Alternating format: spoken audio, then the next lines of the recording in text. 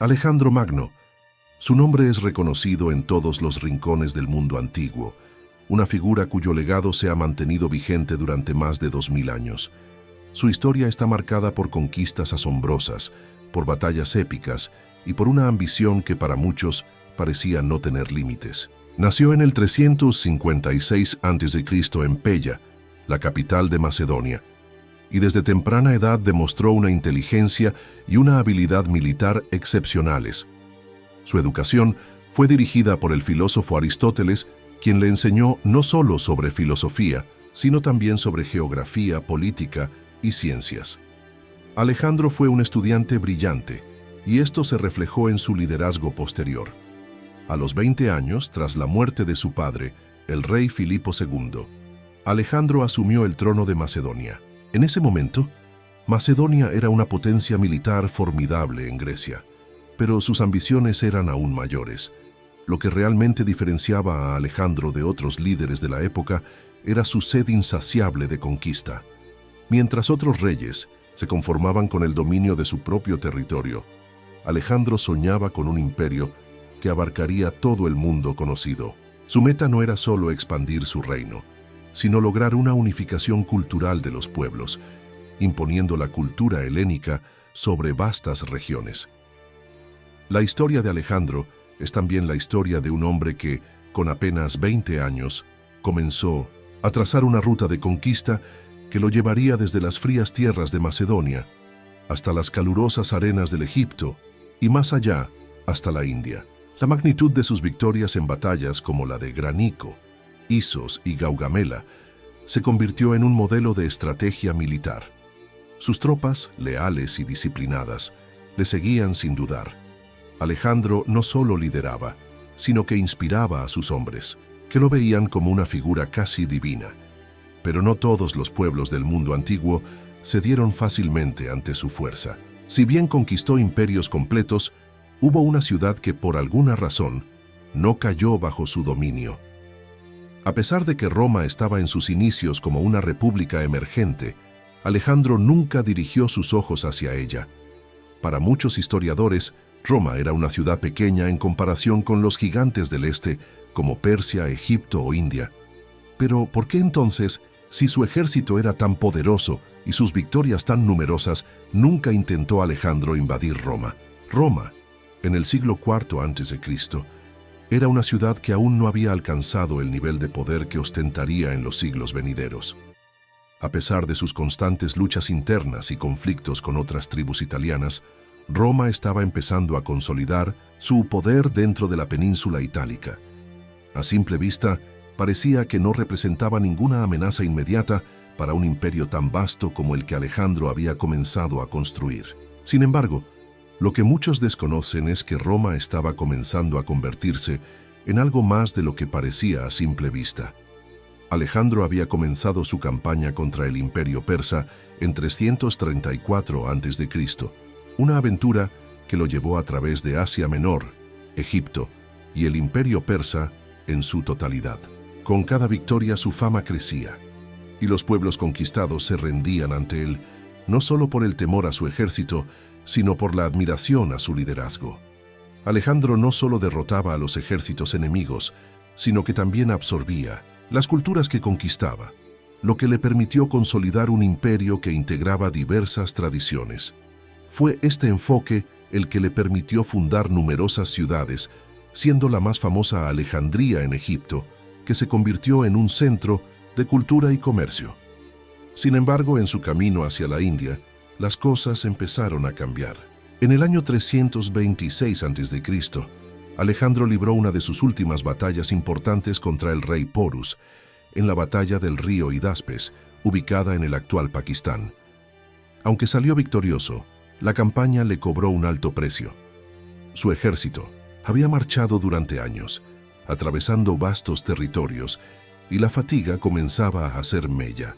Los soldados, agotados por las largas travesías y las continuas batallas, ya no estaban tan dispuestos a seguir marchando sin descanso.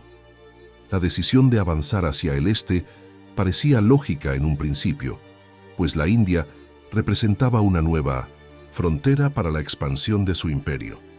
Sin embargo, en ese momento crucial, algo inesperado ocurrió. Los soldados de Alejandro se negaron a seguir marchando.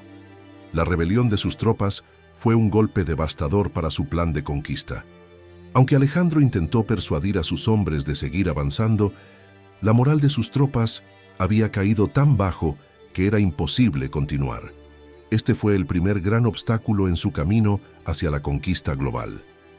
El deseo de volver a casa, después de años de lucha, había vencido la ambición de Alejandro. A pesar de que Roma, una ciudad aún en sus primeras etapas de expansión, estaba relativamente cerca, las circunstancias físicas y emocionales de su ejército lo llevaron a decidir no marchar hacia ella. Los soldados no solo querían regresar a sus hogares, sino que también estaban cansados de las largas y duras campañas. El desgaste de la guerra, el cansancio extremo y la falta de recursos fueron factores que influyeron en la decisión de no invadir Roma, a pesar de su proximidad. Pero lo que muchos desconocen es que la verdadera razón por la cual Alejandro no invadió Roma tiene que ver con mucho más que la resistencia de sus tropas. La salud del propio Alejandro también jugó un papel crucial en la decisión de no seguir avanzando. En las últimas etapas de su vida, Alejandro comenzó a sufrir de diversas enfermedades. Las crónicas históricas sugieren que podría haber sido víctima de fiebre tifoidea o incluso de envenenamiento, una teoría que ha sido debatida durante siglos. La realidad es que su cuerpo estaba comenzando a fallar, lo que afectaba tanto su capacidad de liderazgo como su visión para el futuro de su imperio. Pero incluso si Alejandro no hubiera enfrentado problemas de salud, ¿hubiera realmente invadido Roma? En este punto, debemos explorar una verdad incómoda. La ambición de Alejandro no estaba dirigida hacia Roma. En su mente, Roma no representaba una amenaza inmediata. En su lugar, se centró en el mundo oriental, un mundo lleno de riquezas, cultura y poder. La expansión hacia el oeste simplemente no encajaba con su visión de un imperio unificado bajo la cultura helénica.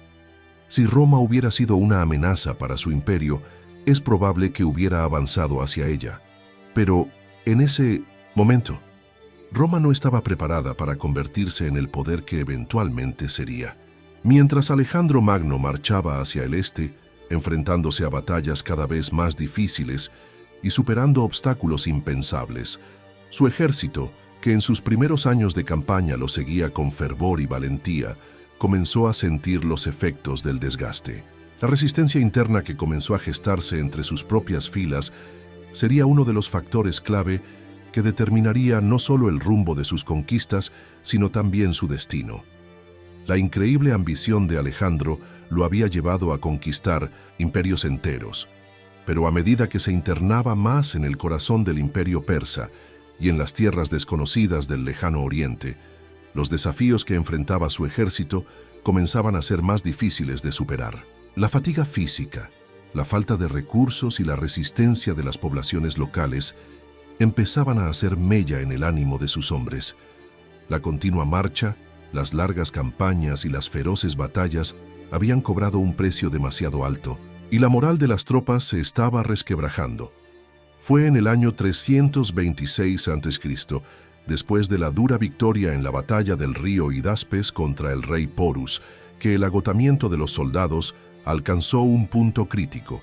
A pesar de que la victoria sobre Porus fue una de las más impresionantes de la carrera de Alejandro, la batalla fue también un recordatorio de lo lejos que habían llegado sus fuerzas. Estaban lejos de casa, enfrentándose a enemigos cada vez más fuertes, en terrenos inhóspitos y con recursos limitados. A medida que la campaña avanzaba hacia la India, la presión sobre el ejército era enorme. Fue entonces cuando algo inesperado ocurrió. Los soldados, que hasta entonces habían seguido a Alejandro sin cuestionarlo, comenzaron a mostrar signos de rebelión. Durante una reunión con sus oficiales más cercanos, los soldados dejaron claro que ya no querían continuar la marcha hacia el este. Estaban cansados de la guerra, de las largas travesías por desiertos y montañas y de las batallas interminables. El cansancio acumulado y la desesperación de no ver un final cercano hicieron que se negaran a avanzar más allá del río Hidaspes. Las voces de descontento fueron creciendo, y aunque Alejandro intentó calmarlas y persuadir a sus hombres para que siguieran adelante, la presión fue demasiado. Los soldados comenzaron a hablar de regresar a casa. Este acto de resistencia, aunque aparentemente trivial, fue el punto de inflexión. Alejandro, el hombre que había conquistado imperios enteros, el líder que parecía invencible, se encontró por primera vez frente a una resistencia interna que no podía vencer. En un intento por salvar su visión de un imperio global, Alejandro trató de apelar a la lealtad de sus hombres, pero las promesas de riquezas y gloria no fueron suficientes para cambiar sus corazones. Las tropas, exhaustas y deseando regresar a sus hogares, se mantuvieron firmes en su decisión de no seguir hacia el este. Aunque la negativa de sus tropas de avanzar hacia la India fue una de las razones por las que no continuó su campaña, también hubo otros factores que Alejandro no pudo ignorar. La salud del propio rey se estaba deteriorando rápidamente. Durante las últimas etapas de su vida, se sabe que Alejandro sufrió diversas enfermedades que afectaron tanto su cuerpo como su mente. Las crónicas históricas mencionan que su salud comenzó a desmoronarse poco después de la victoria en Hidaspes. El agotamiento extremo, combinado con las condiciones insalubres del territorio, pudo haber agravado su estado. Algunos estudios sugieren que Alejandro pudo haber sido víctima de una enfermedad como la fiebre tifoidea, que en esa época era una amenaza mortal para los viajeros y soldados. Pero a pesar de la resistencia de sus tropas y el deterioro de su salud, la razón por la que Alejandro no invadió Roma tiene que ver con mucho más que su propio agotamiento o el de sus hombres. La verdadera razón, oculta durante siglos, es que Alejandro comenzó a dudar de su propia visión del imperio que había estado construyendo. La gloria que había soñado con alcanzar se estaba desvaneciendo. Roma, aunque todavía una ciudad, pequeña en términos de poder militar y económico, comenzaba a consolidarse como una fuerza emergente en el mundo mediterráneo. Sin embargo, no era Roma lo que preocupaba a Alejandro. Más bien, era la idea misma de un imperio global lo que comenzaba a parecerle insostenible. La razón de su reticencia a avanzar hacia Roma tiene que ver con un concepto que pocos han considerado: la naturaleza misma del imperio. Para Alejandro, la creación de un imperio universal no significaba simplemente expandir su territorio de forma indefinida. Su visión de un imperio no era solo una cuestión de poder militar, sino también de integración cultural. Alejandro deseaba unir a los pueblos bajo la cultura helénica, creando una civilización global donde las distintas tradiciones y culturas pudieran convivir y enriquecerse mutuamente. Pero Roma, con su sistema de gobierno republicano y su creciente poder, representaba algo que se oponía a esa visión de un imperio homogéneo. Roma, en ese momento, no era un imperio expansionista como el de Alejandro. Era una república que, aunque luchaba por su supervivencia y comenzaba a expandirse lentamente, no tenía la ambición ni los recursos para desafiar el poder de Alejandro. En lugar de seguir un modelo de expansión cultural y política, como el de Alejandro, Roma se estaba consolidando a través de un sistema más descentralizado, donde el poder estaba en manos de una clase dirigente en lugar de un solo monarca. Este modelo de gobierno, tan diferente al de Alejandro, probablemente lo llevó a descartarla como una amenaza inmediata. Es importante recordar que Alejandro no solo era un hombre de guerra, sino también un pensador. Su educación por Aristóteles le había dado una perspectiva más profunda sobre el mundo que lo rodeaba. A medida que avanzaba hacia el este, comenzó a cuestionarse si realmente tenía sentido seguir expandiendo su imperio en un mundo que parecía estar cambiando rápidamente. La resistencia de sus tropas y la creciente presión sobre su cuerpo le hicieron dudar de la viabilidad de su visión. Roma, aunque pequeña en ese momento, representaba una forma de gobierno que, con el tiempo, se convertiría en una amenaza real para cualquier imperio. Pero en ese instante, Roma aún no era vista como un objetivo que mereciera la pena. A pesar de todo esto, no podemos negar que Alejandro Magno fue un hombre de ambiciones enormes. Su deseo de conquistar el mundo no se detuvo en las fronteras, de India, sino que llegó hasta donde sus fuerzas lo permitieron. Sin embargo, las circunstancias lo llevaron a tomar decisiones que no siempre estuvieron alineadas con sus sueños. Roma, como una entidad emergente, pasó desapercibida en sus planes de conquista. No fue la falta de poder militar lo que impidió la invasión de Roma, sino más bien el hecho de que Alejandro se encontraba atrapado entre su propio agotamiento y las realidades de un imperio que estaba comenzando a desmoronarse. Alejandro Magno, el hombre que soñó con conquistar el mundo, se enfrentó al mayor obstáculo de todos, él mismo. Su salud deteriorada, la resistencia de sus soldados y el desgaste de una campaña interminable lo obligaron a tomar una de las decisiones más difíciles de su vida. En el año 323 a.C., con tan solo 32 años, el gran conquistador cayó gravemente enfermo. Algunos relatos históricos sugieren que fue víctima de fiebre tifoidea, mientras que otros especulan sobre envenenamiento. Sin embargo, la verdad sigue envuelta en misterio, y la prematura muerte de Alejandro dejó un vacío inmenso en el mundo conocido. Su muerte tuvo implicaciones devastadoras para su imperio.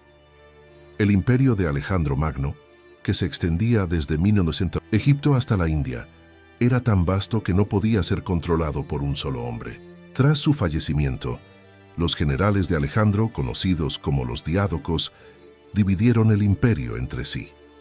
Sin embargo, ninguna de las facciones que surgieron fue capaz de mantener el imperio unido. La visión de Alejandro de un imperio global, donde diferentes culturas se unieran bajo el estandarte de la helenización, se frustró por la falta de liderazgo centralizado y la creciente fragmentación política. Aunque el imperio se desintegró, el legado cultural de Alejandro perduró. Fundó ciudades que se convirtieron en centros de cultura y comercio, como Alejandría en Egipto, que rápidamente se consolidó como el mayor centro de aprendizaje y conocimiento del mundo antiguo. La influencia helénica se extendió por todo el Oriente, y el contacto entre las culturas de distintas regiones se intensificó. Sin embargo, Roma, aunque aún lejos de ser una potencia mundial, comenzaba a fortalecerse cada día. Tras la muerte de Alejandro, Roma, que estaba en pleno proceso de expansión, comenzó a percatarse de la oportunidad de llenar el vacío dejado por el imperio de Alejandro. La ciudad de Roma, que hasta entonces era una república, empezó a consolidar su poder en la región de Italia y gradualmente expandió sus fronteras más allá de la península. Los romanos, a diferencia de los griegos, tenían un enfoque diferente para la expansión. Mientras Alejandro buscaba unir diversas culturas bajo un solo imperio, Roma se centraba en dominar e incorporar las culturas locales, creando un imperio basado en la fuerza militar y una administración eficiente. Fue esta diferencia fundamental en la visión imperial la que llevó a Roma a convertirse en la potencia que superó el legado de Alejandro. Roma, con su capacidad de adaptación y resistencia, logró hacer frente a las presiones internas y externas que surgieron con el tiempo. Mientras Alejandro soñaba con un imperio de diversidad cultural y unificación, Roma construyó un imperio basado en el control rígido y la asimilación de los territorios, bajo una sola autoridad. Es fascinante observar cómo el destino de Roma y el legado de Alejandro se entrelazaron de maneras inesperadas. Mientras Alejandro avanzaba conquistando Oriente, Roma, de manera silenciosa, consolidaba su poder en Occidente. Después de la muerte de Alejandro, los romanos comenzaron a expandir su influencia, aprovechando las debilidades de un imperio griego fragmentado. Durante el siglo II a.C., Roma ya era una potencia dominante en el Mediterráneo, enfrentándose a los antiguos imperios helénicos e incluso al imperio egipcio que Alejandro había creado. Pero, ¿qué habría ocurrido si Alejandro hubiera continuado su marcha hacia Occidente? ¿Habría invadido Roma, como muchos de sus generales creían que haría, o se habría encontrado con los mismos obstáculos que otros imperios antes que él? La realidad es que Roma, con su sistema de gobierno republicano y la fuerte identidad que estaba siendo forjada, se convirtió en una amenaza que nadie podría ignorar. La ascensión de Roma, sin embargo, comenzó a sentirse solo después de la muerte de Alejandro, cuando la ciudad comenzó a expandir su influencia en la región. Roma no solo resistió la amenaza de Alejandro, sino que también comenzó a crecer para convertirse en el mayor imperio de la historia del mundo antiguo. Lo que comenzó como una pequeña ciudad en la península itálica, con el tiempo se transformó en un imperio que dominaría el Mediterráneo y gran parte de Europa. Pero lo que es fascinante es que la ascensión de Roma fue, en parte, una reacción directa a la ausencia de Alejandro en Occidente. Con su muerte prematura, Alejandro dejó un vacío de poder que, en muchos aspectos, fue llenado por los romanos. Los romanos estaban bien conscientes de la amenaza representada por Alejandro y muchos de los primeros historiadores romanos, como Tito Livio, hablaron sobre cómo Roma temía el poder militar de Alejandro. Durante siglos, la figura de Alejandro fue vista como el mayor conquistador de la historia, y su ambición de dominar el mundo dejó una marca profunda en las mentes de muchos líderes romanos. Sin embargo, en lugar de ser aplastados por la sombra de Alejandro, los romanos utilizaron su propia fuerza para ascender, muchas veces a través de estrategias militares y diplomáticas astutas. Los romanos se dieron cuenta con el tiempo de que la verdadera clave del éxito no estaba solo en ganar batallas, sino en cómo integrar y administrar los territorios conquistados. Mientras Alejandro soñaba con un imperio unificado por la cultura helénica, Roma supo conquistar el mundo con su habilidad administrativa y su sistema de gobierno flexible, que permitió la asimilación de diversas culturas sin perder el control central. Así, mientras el imperio de Alejandro se desmoronaba tras su muerte, Roma estaba solo comenzando a solidificarse como la potencia dominante en el mundo antiguo. Al final, la gran pregunta que queda es, ¿qué habría ocurrido si Alejandro hubiera triunfado? La historia nunca lo sabrá.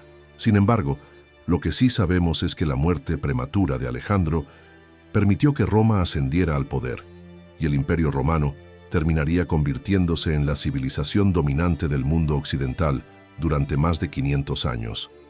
El nombre de Alejandro nunca fue olvidado, pero su imperio no duró lo suficiente como para desafiar la ascensión de Roma.